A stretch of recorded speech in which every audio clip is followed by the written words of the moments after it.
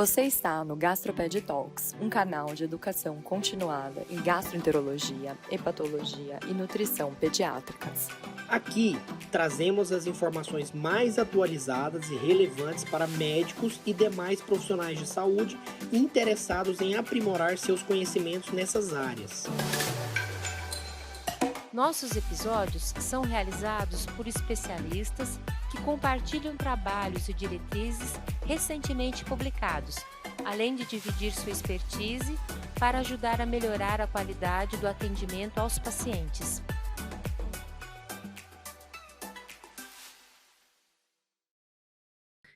Boa noite mais uma vez. Primeiro agradecer também ao Dr. Mauro pela presença aqui, pela ilustre presença e já dizer que assim, é um tema de fato complexo, multidisciplinar, o que para nós clínicos já dificulta bastante, né? E com muita dificuldade até para pesquisa na literatura, né? Por conta dessa falta de padronização, multiplicidade de termos, publicações de áreas diferentes, o que para nós, médicos, aí uma meia-culpa aqui, é muito difícil, né, de fazer leituras, interpretações de artigos escritos, né, por outros profissionais, né, e cada vez, felizmente, cada vez mais a gente está tendo acesso a essa multidisciplinaridade.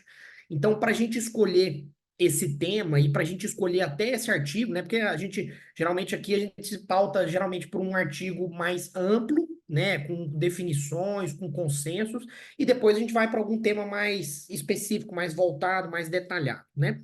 E para escolher esse tema, foi até uma sugestão do Dr. Mauro, de diagnósticos diferenciais, né? Ou associados, ou como um diagnóstico diferencial mesmo de feeding ou de eating disorders, né? Depende da nomenclatura utilizada.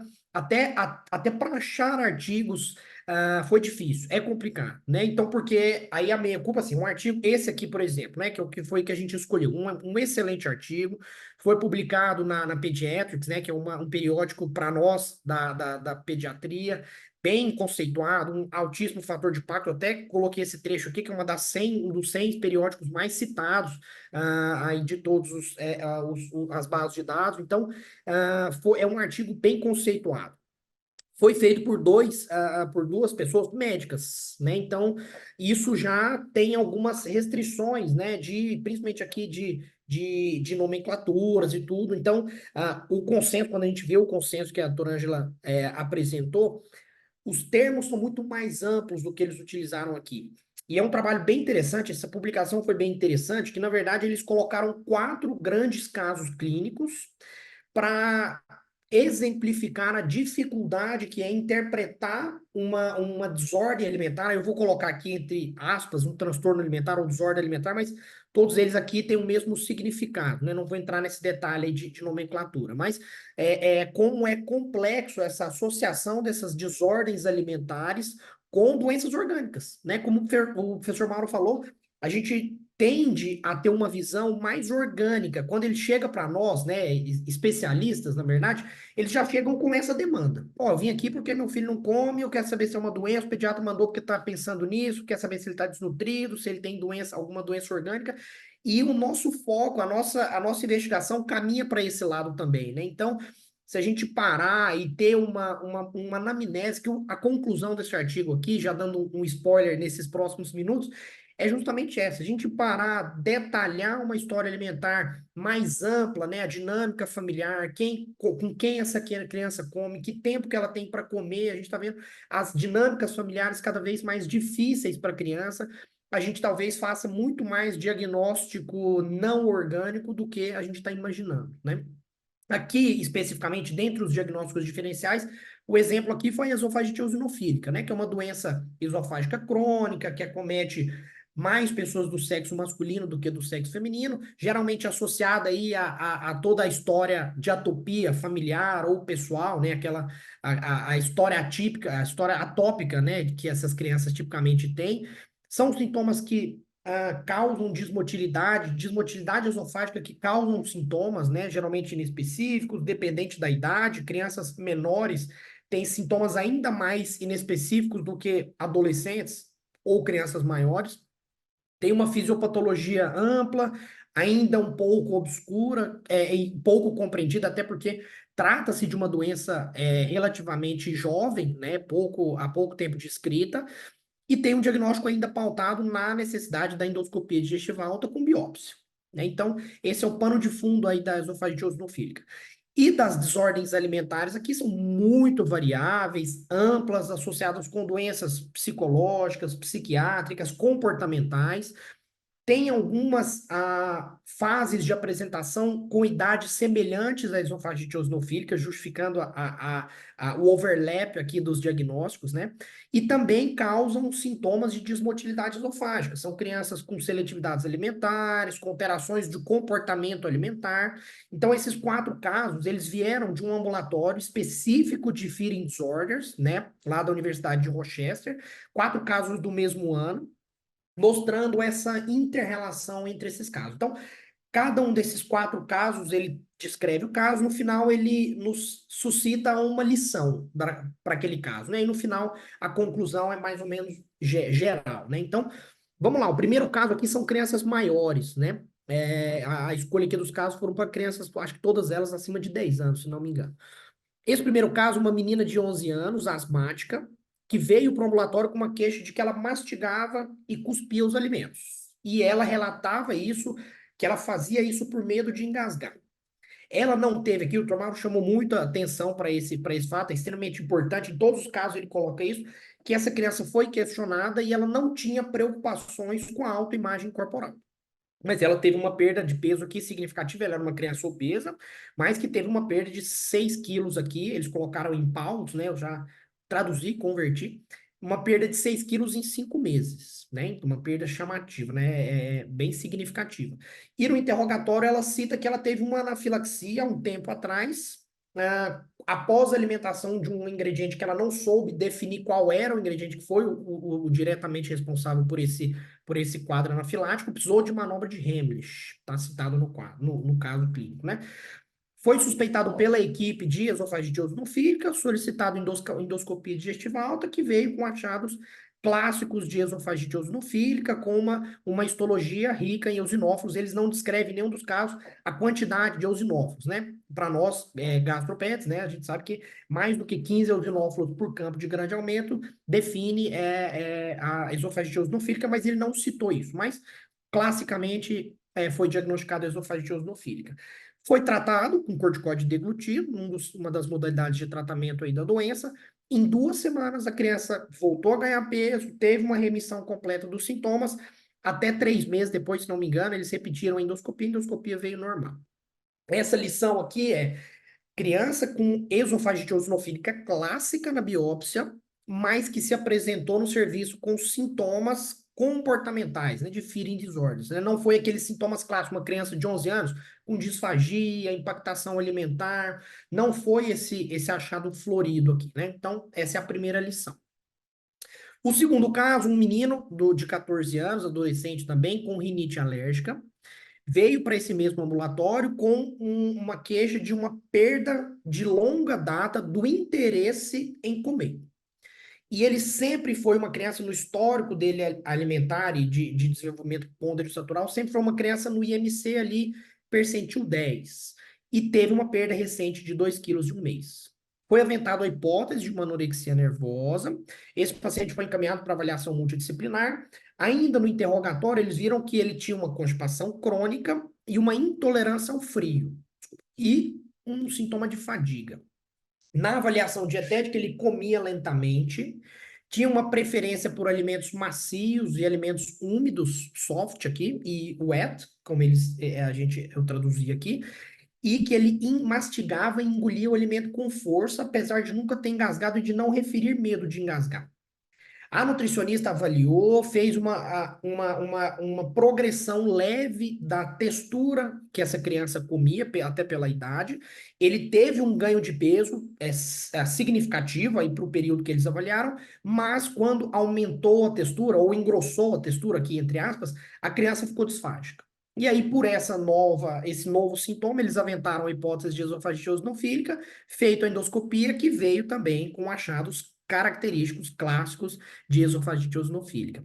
Ele foi tratado com corticoide deglutido, em 3 meses ele tinha uma endoscopia normal, né? E na evolução, ele refere que ele tinha problemas de autoimagem, mas esses problemas, o interesse na alimentação, problemas de autoimagem, melhoraram com o tratamento da esofagite eosinofílica. Ele não foi tratado aqui como, entre aspas, uma anorexia nervosa ou com qualquer outra avaliação psiquiátrica ou psicológica, né? Então, a lição que fica para esse segundo caso aqui é uma desordem alimentar, né, uma feeding disorder, que foi precipitada pela esofagite eosinofílica e que foi revertida com o tratamento da doença orgânica, né? Então, é a segunda lição que a gente toma aqui.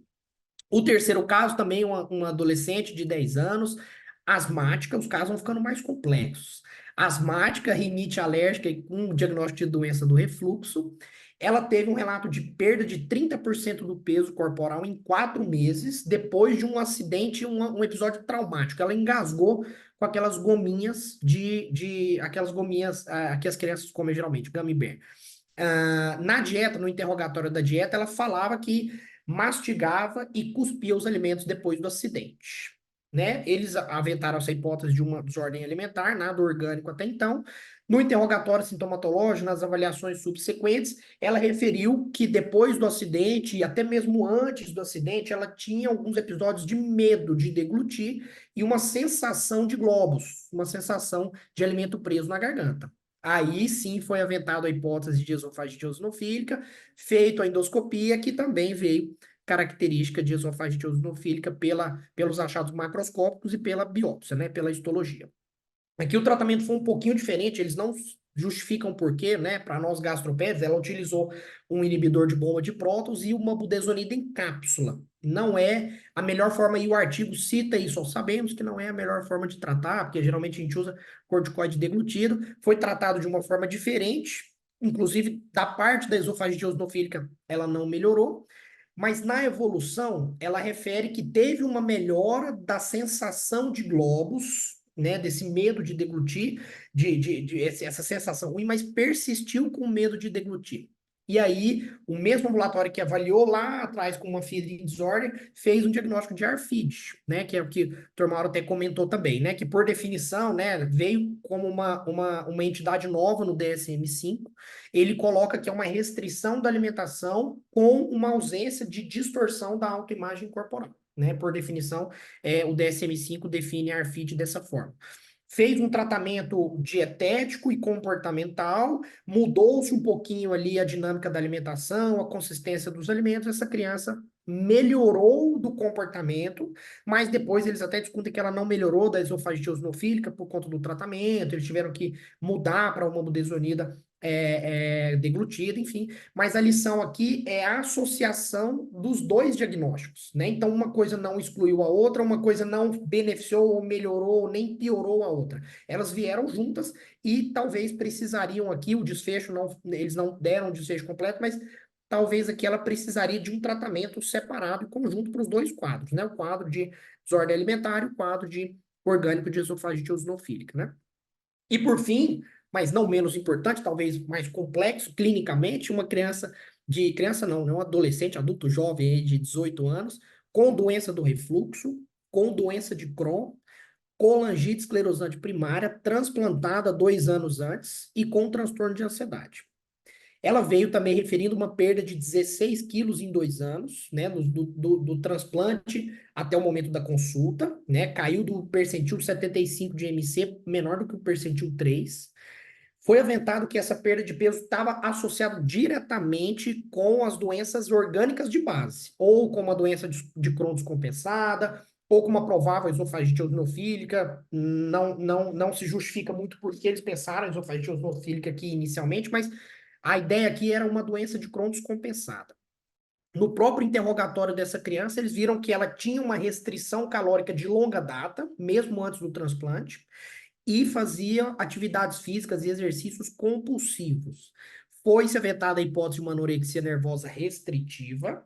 Essa criança estava com uma desnutrição, foi internada, feita uma reabilitação nutricional e uma avaliação psicoterápica, e essa criança, o desfecho até então foi de melhora, né? Então, aqui, a última lição aqui é uma feeding disorder que foi escondida ou que foi pouco suspeitado inicialmente pelas doenças orgânicas que ele tinha no trato gastrointestinal, né? Doença de Crohn, provável esofagite eosinofílica, doença do refluxo, que mascarou-se as doenças, as desordens alimentares aqui, né? E por fim, como uma discussão breve do artigo, apesar dele já ter deixado essas lições aí, né, que são bem reflexivas, ele coloca que a esofagite eosinofílica e a feeding disorders têm alguns sintomas que podem ser parecidos e diferentes.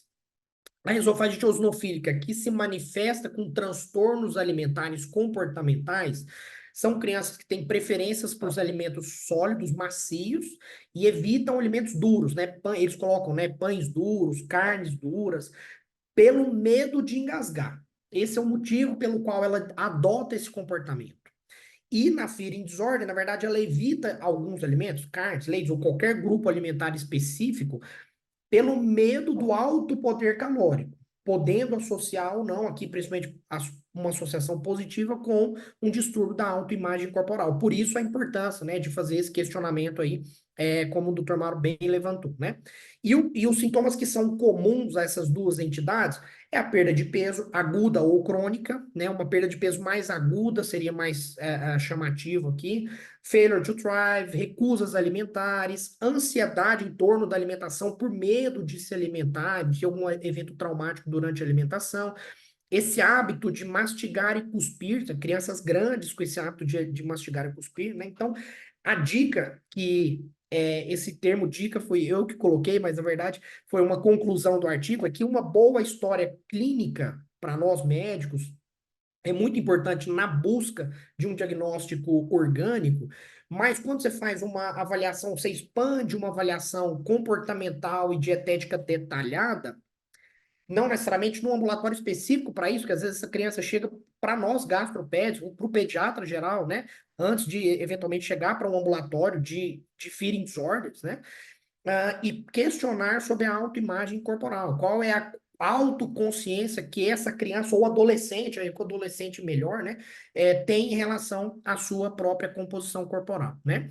E, por fim, assim, sempre investigar as feeding disorders durante um diagnóstico, uma suspeita diagnóstica de esofagite eosinofílica e vice-versa, né? Eu acho que quem toca um ambulatório de transtornos alimentares sabe que sempre investiga-se a possibilidade de doença orgânica e para nós, pediatras, que tocamos doenças orgânicas, sempre parar, gastar um tempinho ali para investigar também esses transtornos alimentares como pano de fundo, né? Bom, era isso o artigo tinha para discutir, um artigo curtinho, mas que tem aí, que traz boas reflexões.